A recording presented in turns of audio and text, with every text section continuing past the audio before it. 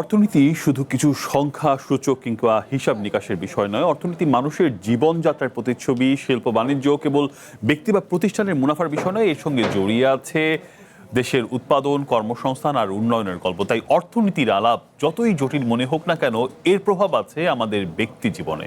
অর্থনীতির কঠিন আলাপকে সহজ ভাষায় বিশ্লেষণ করতে চ্যানেল ওয়ানের নিয়মিত আয়োজন মেঘনা ইন্স্যুরেন্স পিএলসির সৌজন্যে বাণিজ্য সংলাপ। আপনাদের সাথে রয়েছি আমি রিয়াজ সেজান। শুরুতে দেখে নিচ্ছি আজ যা থাকছে। এলডিসি উত্তরণে ৩ বছর পেছাতে জোর তৎপরতা, বাড়তি সময়ের সক্ষমতা বৃদ্ধিতে মনোযোগী সরকারের। আজ ৩ গ্রামকে এসডিজি ভিলেজ হিসেবে উদ্বোধন করবেন প্রধানমন্ত্রী।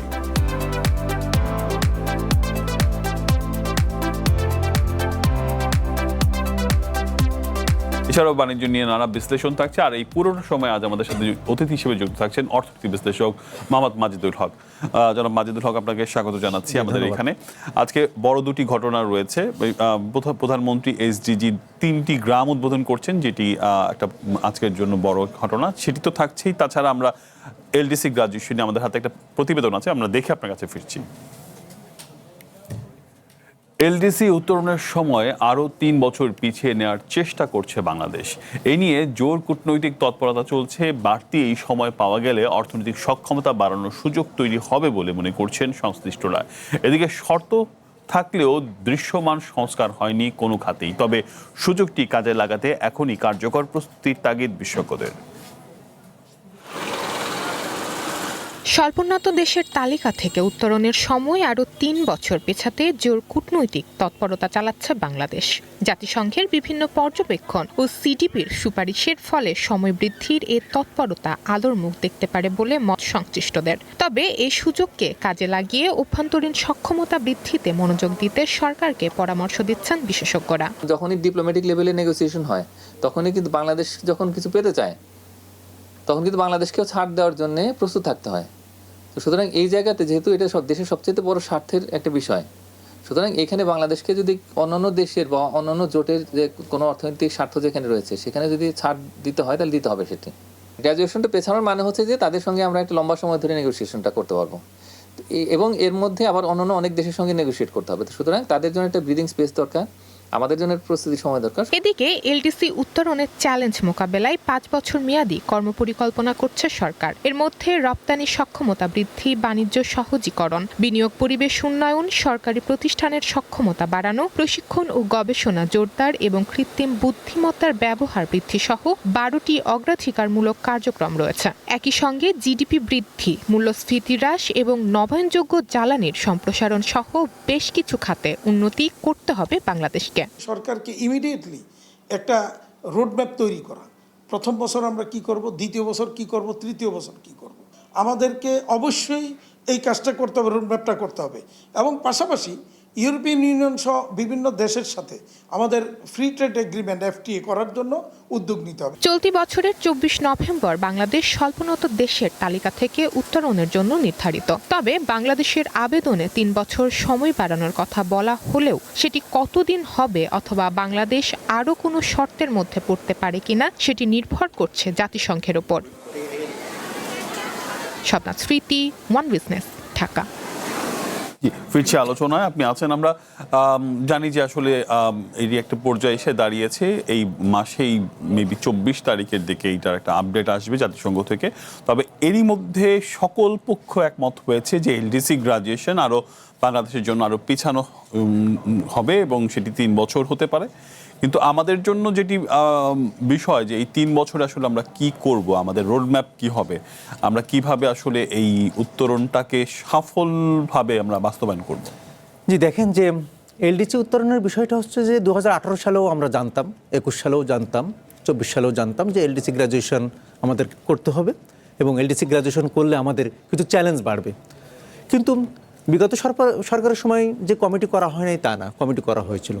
কিন্তু আমরা কিন্তু সবসময় বলে এসেছি যে কমিটিটার জন্য কাগজ কলমের ভিতরে সীমাবদ্ধ না থাকে, আমরা যেন বাস্তব আমরা উন্নয়ন দেখি বা বাস্তব প্রবৃদ্ধি দেখি, ঠিক আছে, অগ্রগতি দেখি, যে আমি যে এলডিসি গ্রাজুয়েশন যে আমাকে উত্তরণ হতে হবে, এর পরে যে চ্যালেঞ্জগুলো রয়েছে, ঝুঁকিগুলো, সেই ঝুঁকি মোকাবেলা করার জন্য আমার বাস্তব ভিত্তিক আমি কিছু অগ্রগতি দেখতে পাই। দুঃখজনক যে এখনো পর্যন্ত আমরা এত বছর আগে জানা সত্ত্বেও এখনো পর্যন্ত আমরা কিন্তু প্রস্তুতি গ্রহণ করতে সক্ষমতা অর্জন করিনি। সমস্যা হতে পারে, আপনার বৈশ্বিক অর্থনীতি এটার জন্য দায়ী হতে পারে, ঠিক আছে, অভ্যন্তরীণ অর্থনীতি দায়ী হতে পারে, আর্থিক খাত দায়ী হতে পারে। কিন্তু বিষয়টা হলো যে দেখেন, যে আমাদের যে প্রস্তুতি রাখা দরকার ছিল, যে গতিতে আমাদের প্রস্তুতিটা রাখা উচিত ছিল, সেই গতিটা কখনো ছিল না। এটাই একটা বিষয়। দ্বিতীয় নম্বর বিষয় হলো যে আমি কিছু সেন্টার ফর ডেভেলপমেন্ট সিডিপির কিছু দেখলাম, সূচক দেখলাম, এবং এই সূচকগুলোকে আমাদেরকে অগ্রগতি করতে হবে, তাই না? এখন যে অর্থনীতির যে বাস্তবতা, সেই বাস্তবতার নিরিখে আমরা কি 3 বছরের ভিতরে কি আমরা এই লক্ষ্যগুলো আমরা অর্জন করতে পারবো কিনা? আমি কি সাস্টেনেবল জিডিপি গ্রোথ, যেটা আমি দেখলাম, এটা হতে হবে, আমাকে সাস্টেনেবল জিডিপি গ্রোথ হতে হবে। সেটাকে আমি 7% আমি নিতে পারবো কিনা, আমি ইনফ্লেশন 6% নিতে পারবো কিনা, আমি ট্যাক্স টু জিডিপি রেশিও 9% নিতে পারবো কিনা, ঠিক আছে, আমি ব্যাংকের যে খেলাপি ঋণ রয়েছে সেটা আমি 20% নামাতে পারবো কিনা।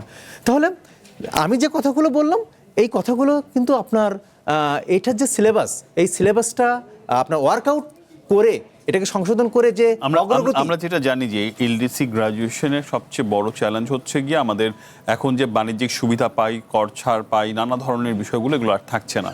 তো যারা বিশ্লেষক তারা বলছে যত দ্রুত সম্ভব বাণিজ্যিক চুক্তি করা। আমরা ইতিমধ্যেই বেশ কয়েকটা দেশের সাথে বাণিজ্যিক চুক্তি করেছি, আমেরিকার সাথে করেছি, সম্প্রতি কোরিয়ার সাথে করলাম, তাছাড়া জাপানের সাথে করেছি। এই চুক্তিগুলোর ফলাফল কি আমাদেরকে দিবে? আমরা এখনো ইউরোপে কেন করতে পারছি না? আচ্ছা দেখেন, আমরা প্রথমে করেছি ইকোনমিক পার্টনারশিপ অ্যাগ্রিমেন্ট করেছি জাপানের সাথে, এরপরে কম্প্রিহেনসিভ ইকোনমিক পার্টনারশিপ অ্যাগ্রিমেন্ট করেছি দক্ষিণ কোরিয়ার সাথে। ভারত, আজকে একটা কথা আমি আপনাকে বলি, 2025 সালে ভারতে কেন $38 বিলিয়ন আপনার এফডিআই আসলো, প্রবাহিত হলো, ভিয়েতনামে কেন $20 বিলিয়ন আসলো, বাংলাদেশে কেন $2 বিলিয়ন কম আসলো? এটার অনেকগুলো কারণ রয়েছে। তার কারণ হচ্ছে যে ভারত কিন্তু আপনার 7টা দেশের সাথে তার ইপিএ করা আছে, এবং এটা অনেক আগে, সিঙ্গাপুরের সাথে আছে, শ্রীলঙ্কার সাথে আছে, অনেক আগে করেছে। আমরা কিন্তু এই মুহূর্তে আমরা ইপিএ সিপিএ করার একটা পরিকল্পনা আমরা গ্রহণ করেছি বা করতেছি। এটা অবশ্যই আপনার আমার যে ট্রেডের বিষয়ে যে চ্যালেঞ্জগুলো রয়েছে, ট্রেড কম্পিটিটিভনেস আনার জন্য যে চ্যালেঞ্জগুলো রয়েছে, সেই চ্যালেঞ্জ মোকাবেলা করার জন্য অবশ্যই এই বাণিজ্য চুক্তিগুলো অবশ্যই সহায়ক ভূমিকা পালন করবে। কারণ সারা পৃথিবীর অন্যান্য দেশগুলো যেভাবে পেয়েছে, ভিয়েতনাম যেভাবে সুবিধা পেয়েছে, ভারত যেভাবে সুবিধা পেয়েছে, চীন যেভাবে পেয়েছে, বাংলাদেশও পাবে, এটা নিয়ে কোনো সন্দেহ নাই। তবে আমাদের এই চুক্তিগুলো অনেক আগে থেকেই আমাদের করা উচিত ছিল। তার কারণ এখন বাংলাদেশ কমার্স মিনিস্টার আন্ডারওয়ে তারা কাজ করছে, এবং আপনার তারা একটা রোডম্যাপ করেছে যে আমাদের চ্যালেঞ্জ মোকাবেলা করার জন্য আমাদের কী কী করা দরকার। তবে একটা কথা, যে আমরা যে আজকে বাণিজ্য চুক্তিগুলো করছি, চীনের সাথেও তো আমাদের একটা সুবিধা ছিল, চীন তো আমাদের একটা শুল্ক সুবিধা দিয়ে রাখছে, কিন্তু চীনের মার্কেটে তো আমরা আসলে ওইভাবে পণ্য রপ্তানি করতে পারছি না। সুযোগগুলো যেমন নিতে হবে তেমন কাজেও লাগাতে হবে। আসলে রোড ম্যাপটা কি হওয়া উচিত? এটা তো বাণিজ্য চুক্তি আমরা মাত্র আলাপ করলাম, এছাড়া আর কি করা উচিত? আমাদের রোড ম্যাপটা হওয়া উচিত এই মুহূর্তে, এখন আর দেরি করা ঠিক হবে না। মানে অনেক যেরকম ভিয়েতনামের সাথে কিন্তু অনেক দেশের আপনার মুক্ত বাণিজ্য চুক্তি রয়েছে, তাহলে আমাদের এখন মুক্ত বাণিজ্য চুক্তির দিকে এখন ধাবিত যেতে হবে। আমাদেরকে অন্যান্য বাণিজ্য চুক্তির সাথে আমাদেরকে চুক্তি করার জন্য আমাদেরকে নেগোসিয়েশন করতে হবে। আরেকটা বিষয় হলো যে খুব সিম্পল একটা রোড ম্যাপ যদি আমি বলি, সেটা হচ্ছে রিজনাল কানেক্টিভিটি বাড়াতে হবে আপনাকে। আঞ্চলিক যেরকম একটা প্রকল্প রয়েছে BBIN motor vehicle agreement, Bangladesh, Bhutan, India, Myanmar, এই বিবিআইন মোটর ভেহিকল অ্যাগ্রিমেন্ট 2015 সালের পরে সেটার আলোর মুখ দেখছে না, ভুটান বাধা দিচ্ছে পরিবেশগত কারণে। আমরা যদি বিবিআইন মোটর ভেহিকল অ্যাগ্রিমেন্টটা যদি বাস্তবে এটাকে সম্পূর্ণ করা হয়, মানে চুক্তিটা যদি সম্পূর্ণ করা হয়, তাহলে কিন্তু একটা আঞ্চলিকভাবে আপনার কিন্তু একটা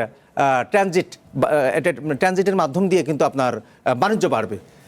নেপালের সাথে আপনার 1976 সাল থেকে আমার ট্রানজিট চুক্তি রয়েছে, ভুটানের সাথে ট্রানজিট চুক্তি হলো 2023 সালে।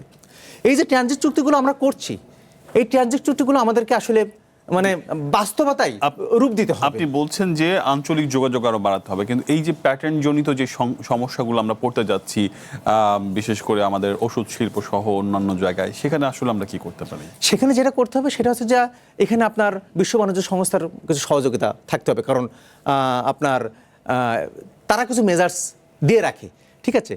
তাদের মেজার্সের কারণে কিন্তু আপনার এলডিসি কান্ট্রিগুলোর অনেক সুযোগ সুবিধা পেয়ে থাকে।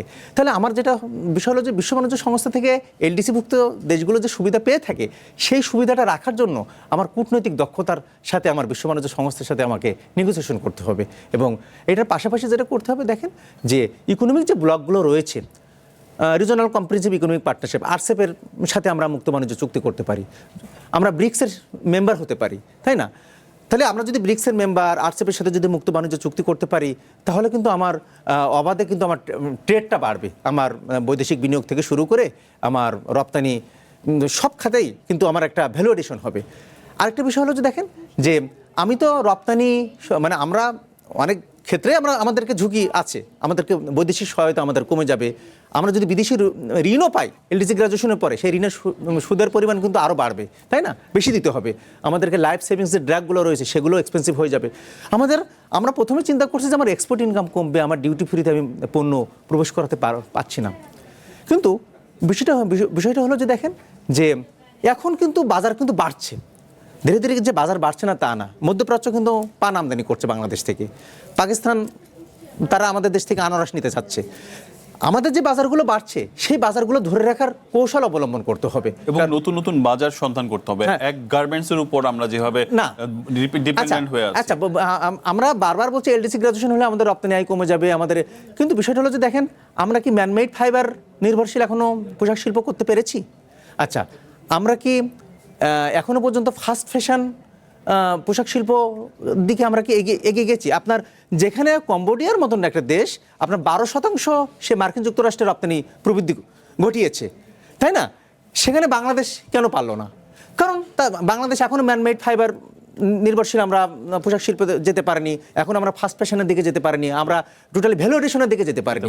এবং আমাদের যে টেকনোলজি এখন ভিয়েতনাম, দেখেন অবাক হবেন, আপনার এলডিসি গ্রাজুয়েশন চ্যালেঞ্জ মোকাবেলা তো খুবই সহজ আমার কাছে মনে হয়। কারণ হচ্ছে যে আপনি যে টেকনোলজি আসতেছে ওয়ার্ল্ডে, সেই টেকনোলজি অ্যাডপ্ট করার আপনার মানসিকতা থাকতে হবে। আপনার যে ম্যান পাওয়ারগুলো রয়েছে, এখন যে আপনার জনশক্তি রয়েছে, সেই জনশক্তিকে আপনি কি দক্ষ করেন। কারণ আপনি চীনে যারা বিনিয়োগ করতে পারছে না তারা কিন্তু ভিয়েতনামে শিফট করতেছে, তাই না? তাহলে ভিয়েতনাম কোথায় চলে গেছে? তাহলে ভিয়েতনামে আজকে এফডিআই আসতেছে $20 বিলিয়ন, $25 বিলিয়ন। তাহলে আমার কাছে মনে হচ্ছে যে চ্যালেঞ্জগুলো যেভাবে মোকাবেলা করা উচিত, যে আমি যে আমার যে এখন পোশাক শিল্প আমার ইনস্ট্যান্ট রয়েছে, তাহলে এটাকে আমি এখন ঢেলে সাজাই। তার কারণে দেখেন ভারত কিন্তু IMF বলেছে ভারতের অর্থনীতি $5 ট্রিলিয়ন উত্তীর্ণ হবে 2029 সালের ভিতরে। ভারত সে একদম ইকোনমিক একটা করে ফেলাইছে, ইকোনমিক রোডম্যাপ করে ফেলাইছে যে আমার ব্যাংকিং খাতে খেলাপি ঋণ থাকতে পারবে না। এই মুহূর্তে বাংলাদেশে ব্যাংকিং খাতে যে নাজুক অবস্থা, আপনি তো শুধু ট্রেড স্ট্র্যাটেজি নিলে হবে না, আপনাকে ফাইন্যান্সিয়াল স্ট্র্যাটেজিও নিতে হবে, অভ্যন্তরীণ ফাইন্যান্সিয়াল স্ট্র্যাটেজি। এই ফাইন্যান্সিয়াল স্ট্র্যাটেজির একটা বড় পার্ট খেলাপি ঋণ কমাতে হবে। আপনি ব্যাংকিং খাতকে আগে ভালো করেন। এবং আমরা হয়তো অনেক চ্যালেঞ্জের কথা ভাবছি যে এলডিসি গ্রাজুয়েশন হলে কী হবে। আমি আপনাকে বলি যে ফাহাদ নাম, শেখ ফাহাদ কাতারের আমির ছিলেন। শেখ ফাহাদ 1995 সালে যখন উনি ক্ষমতা গ্রহণ করেন, তখনও কাতার ছিল মানে এটা ছিল হচ্ছে যে পারস্য উপসাগর থেকে তারা শামুক কুড়িয়ে তারা চলতো। ঠিক আপনার ফাহাদ যখন ক্ষমতা আসলেন তখন 1996 সালে কিন্তু আল জাজিরা চ্যানেলটা কিন্তু তার ফান্ডিংয়ে কিন্তু এটা হয়েছে, তাই না? সুতরাং আজকে কাতার কোথায় চলে গেছে? অর্থাৎ আপনি বলছেন একটা ভালো নেতৃত্ব চাইলে এই সংকটগুলো মোকাবেলা করাতে পারে, এবং আপনি বলছেন শুধু একটা নির্দিষ্ট পণ্যের উপর, শুধু গার্মেন্টসের উপরও আমরা নির্ভর করে টিকতে পারবো না। গার্মেন্টসেও এখন অনেক আধুনিকতা চলে আসছে, ম্যানমেড ফাইবার চলে আসছে, আমরা সেদিকেও যেতে পারছি না। আপনি এই ধরনের যুক্তি দিচ্ছেন এবং বলছেন যে ভারত যেভাবে পুরো 360 ডিগ্রি অর্থনীতিকে নিয়ে ভাবছে, আমাদের আসলে শুধু বাণিজ্যমুখী না বরং 360 ডিগ্রি অর্থনীতি নিয়ে ভাবতে হবে, ব্যাংকের সমস্যা দূর করতে হবে, ইকোনমির সমস্যা দূর করতে হবে।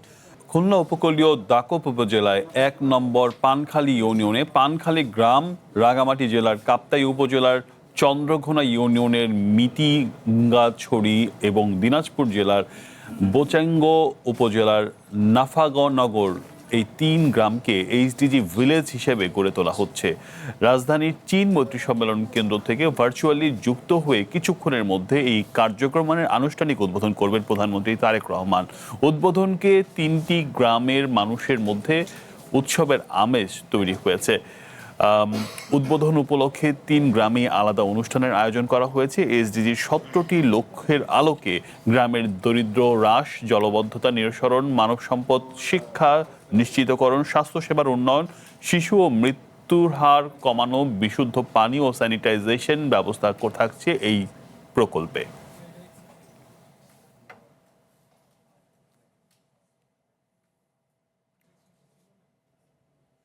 আবারও ফিরছি আলোচনা। আজ আমাদের সাথে আর অতিথি হিসেবে যুক্ত আছেন অর্থনীতি বিশ্লেষক মোহাম্মদ মাজিদুল হক। আপনাকে স্বাগত জানাচ্ছি আরেকবার।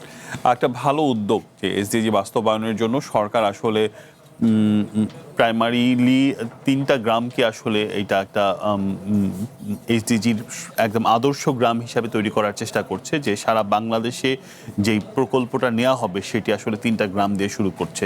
আপনি ব্যাপারটি কেমনভাবে দেখছেন? এটা অবশ্যই একটা ভালো উদ্যোগ এবং আমাদের দেশের জন্য একটা ভালো মেসেজ। তার কারণ হচ্ছে যে আমরা তো বলেছি যে 2030-এর ভিতরে এসডিজির লক্ষ্যমাত্রাগুলো পূরণ করতে হবে। 17টা গোল রয়েছে।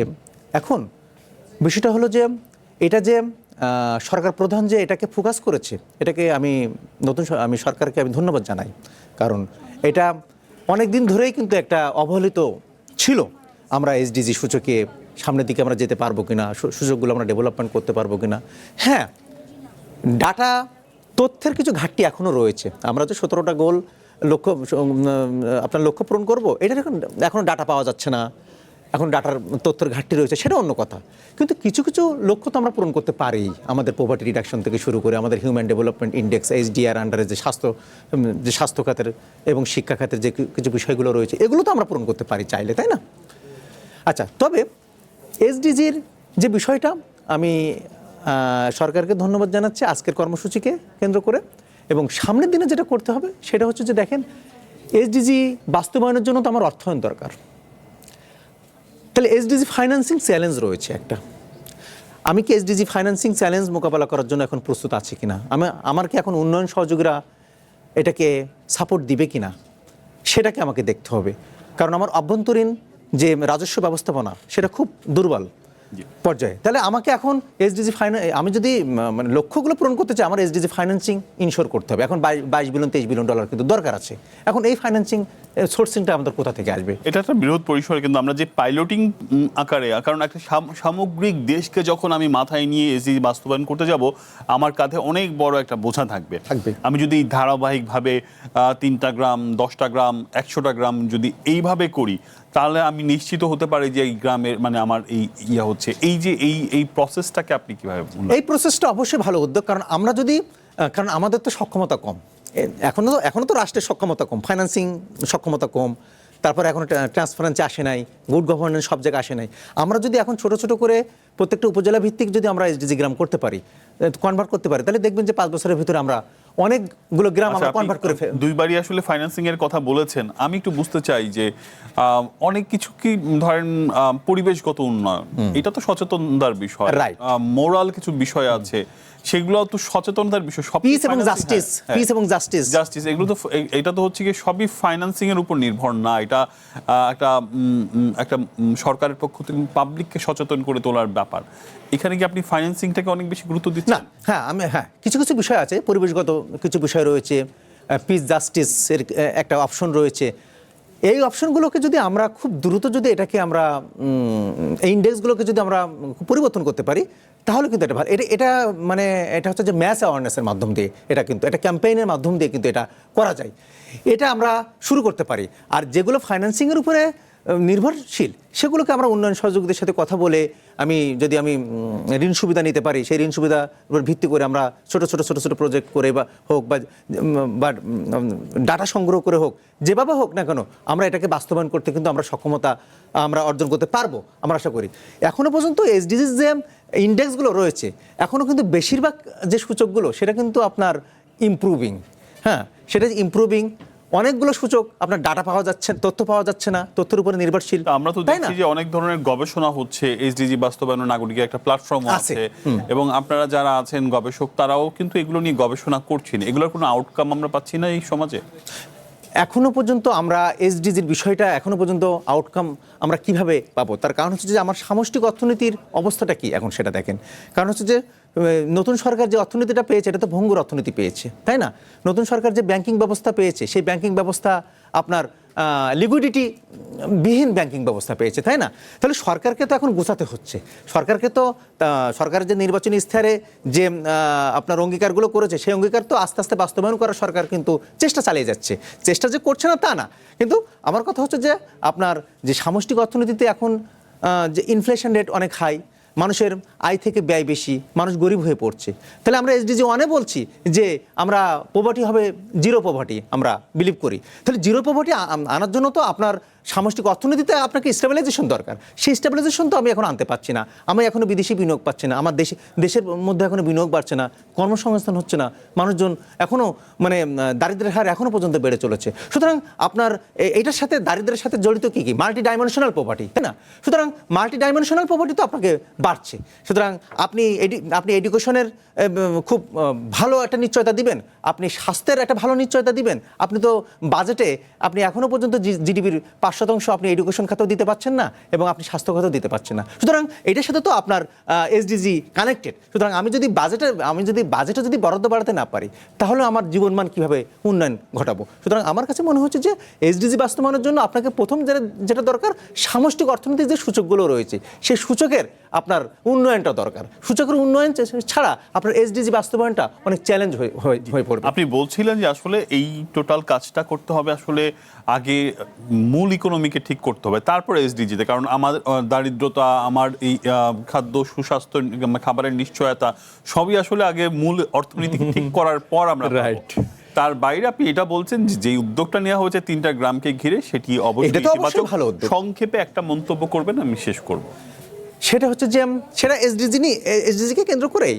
সেটা আমি যদি এখন বলি, বাংলাদেশের যে বর্তমান বাস্তব সামষ্টিক অর্থনীতির যে বাস্তব চিত্র আমরা দেখছি, সেই বাস্তব চিত্রের অধীনে সরকার যেভাবে চেষ্টা চালিয়ে যাচ্ছে সেই চেষ্টাটা সরকারকে চালিয়ে যেতে হবে। আরেকটা বিষয় হলো যে আমরা যে লক্ষ্যে আমরা পূরণ করতে চাই না কেন সেই লক্ষ্যের জন্য আমাদের অর্থায়ন দরকার। এবং অনেক ধন্যবাদ। আপনি বলছিলেন যে সরকার প্রধান যেহেতু এখানে ইতিবাচকভাবে দৃষ্টি দিয়েছে, সেটি আমাদের জন্য ভালো যে সরকার প্রধান তার অন্য সব কাজের বাইরে মাত্র 6 মাসের মধ্যে এসডিজি বাস্তবায়নে এই উদ্যোগটা নিয়েছে, সেটি ইতিবাচক। অনেক ধন্যবাদ জনাব মাজেদুল হক আমাদেরকে সময় দেওয়ার জন্য।